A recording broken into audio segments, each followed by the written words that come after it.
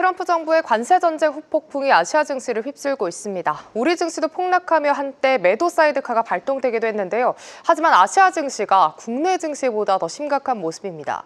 특히 미국으로부터 50%대 관세율 폭탄을 받은 중국 증시는 말 그대로 급락세를 보여주고 있습니다. 이 가운데 항생 지수가 대형 테크주들 쪽에서 자금 이탈이 거세니까 하방이 지지가 안 되고 있고요. 이에 9% 넘는 급락세를 보여줬습니다. 오전부터 이어진 급락세를 조금도 만회하지 못하고 현재는 하락폭을 더 키워가면서 11.5% 하락하고 있습니다.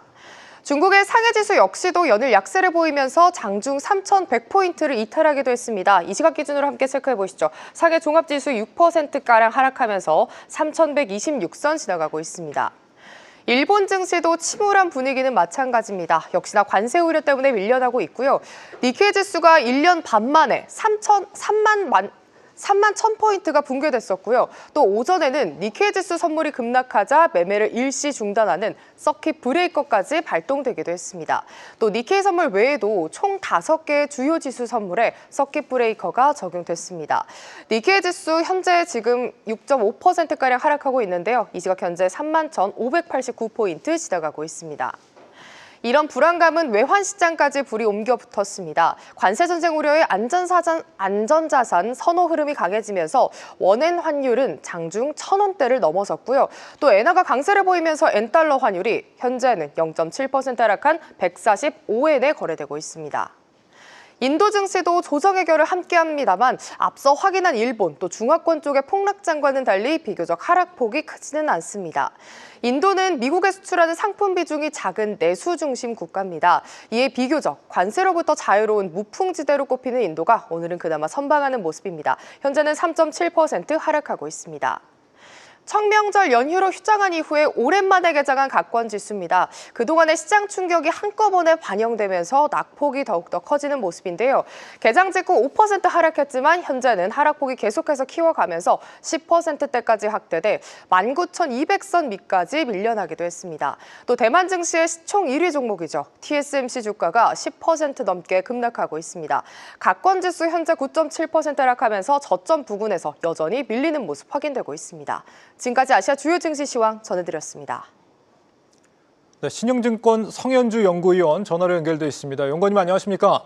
네, 안녕하십니까? 네, 미국 상호관세 발표 이후에 중국 증시는 청명절 연휴였다가 오늘 다시 문을 열었습니다. 충격이 한꺼번에 왔는데요, 연구원님? 네, 그렇습니다. 상위종합지수 4.03% 하락 출발하였는데요. 현재 6.8% 하락세 보이고 있고 항생 HSCI 지수도 9% 하락 출발하는데 현재 11.5% 하락세 보이고 있습니다. 지난주 글로벌 증시 대비 버텼던 본토 홍콩 증시 4일 청명절 휴정도 있었고 하다 보니 오늘 좀 조정폭이 큰 상황인데요. 본토 증시 전 업종 약세를 보이고 있는 가운데에서 특히 IT 제조업, 경기 민감 소비자 하락폭이 확대되고 있습니다.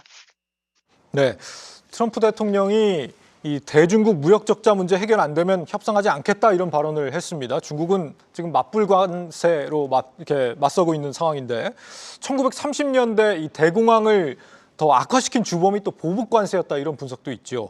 이 무역 전쟁 어디로 향한다고 보세요? 네, 그렇습니다. 상호관세율이 사실 시장 예상보다 크게 상회했기 때문에 중국 정부도 쉽게 물러서진 않을 것으로 판단되는데요. 미국 정부가 지금 중국 정부에 원하는 관세 협상 크게 두 가지로 볼 수 있습니다. 첫째, 미국의 대중국 무역 적자 확대의 주요 원인을 해결하기 위해서는 중국 정부가 미국 농산품 수입을 확대하라는 것이고, 두 번째는 이 틱톡 경영권을 미국에 매각하라는 것인데요.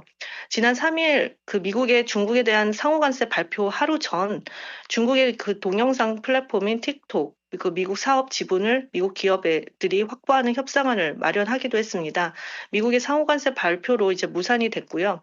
4일 중국 정부가 이제 보복관세 발표된 이후에 바로 다음 날 5일에 트럼프는 SNS에 그 틱톡의 미국 내 사업권을 또 미국에 매각하는 데 있어서 엄청난 진전을 거뒀다고 밝힌 뒤 승인 등 필수 절차 이행을 위해 미국에서 추가 75일간 운영할 수 있도록 하는 행정명령에 서명할 것이라고 전하기도 했습니다. 단기적으로 이 틱톡 매각 여부가 협상의 매개체가 될 수 있을 것으로는 예상이 되지만 중국도 좀 강경한 입장이기 때문에 협상 자체가 좀 쉽지는 않을 것으로는 판단됩니다. 이 틱톡이 협상 매개체가 된 원인은 작년 4월 미국 정부는 틱톡의 모기업인 중국 바이트댄스가 미국인 개인정보를 대규모로 수입한다는 이유로 틱톡 금지법을 제정했고요. 틱톡의 미국 내 사업권을 기한 안에 그 미국 기업에 매각하지 않으면 미국 내 사업이 금지되었는데 그 기한이 지난 1월 19일이었었고 트럼프 대통령이 1월 20일 취임 직후 틱톡 금지 이후에 75일에 서명하면서 4월 5일까지 이제 연기된 상황이었습니다. 이 틱톡이 사실 단순 소셜 미디어가 아니라요. 쇼폼이 이제 처음 나온 미디어 앱인데 미국 젊은이층에서 사용률이 굉장히 높고 미국 기업인들과도 연관성이 굉장히 크다라고 합니다.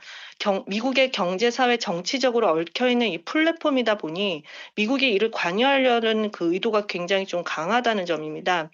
우선 4월 10일 미국과 중국 상호관세, 이 보복관세가 부과되는, 실효되는 이 시점에서 양국 간의 일부 협상 가능성이 있을 수는 있겠지만 아직 뚜렷한 방안은 나오지 않고 있는 상황인데 중국은 우선 미국의 관세 부과에 따른 재정 통화 및 수출 다변화에 총력을 다할 것으로 판단됩니다. 네, 이 관세 발표 이후에 중국 위안화 같은 경우는 약세를 보이는 모습인데요. 중국 정부가 또 위안화를 평가절하할 것이다 이런 전망도 있는 것 같고 환율에 대해서는 어떻게 보고 계십니까? 네, 그렇습니다. 사실 트럼프 1기 때도 그랬는데요. 미국 트럼프 대통령 취임 전에 대중국 관세 추가 40% 가능성을 이미 언급했었고, 이에 따라 중국 내에서는 위안화 환율 추가 10% 정도 상승을 예상했었습니다.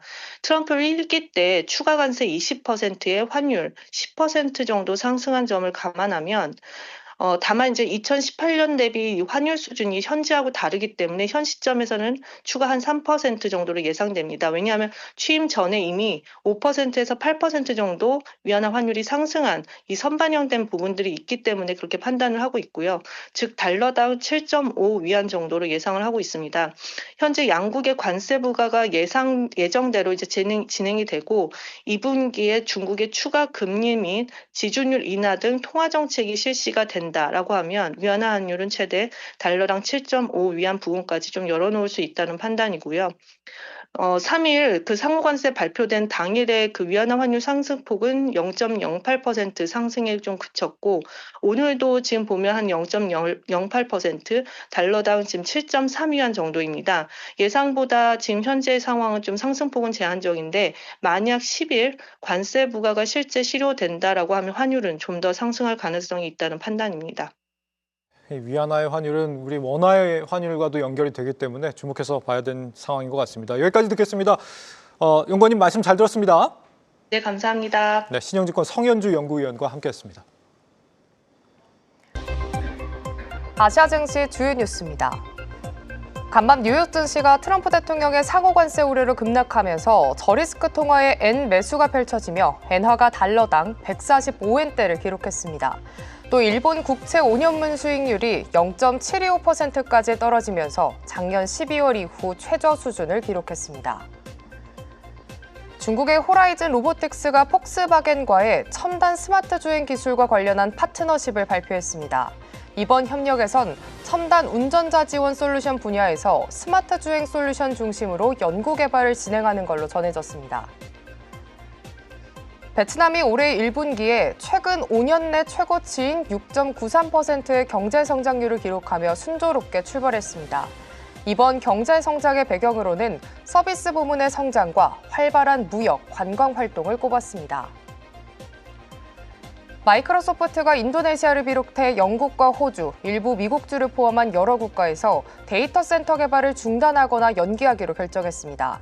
MS는 세부 정보를 언급하진 않았지만 우리 전략의 유연성 중 일부라고 입장을 밝혔습니다.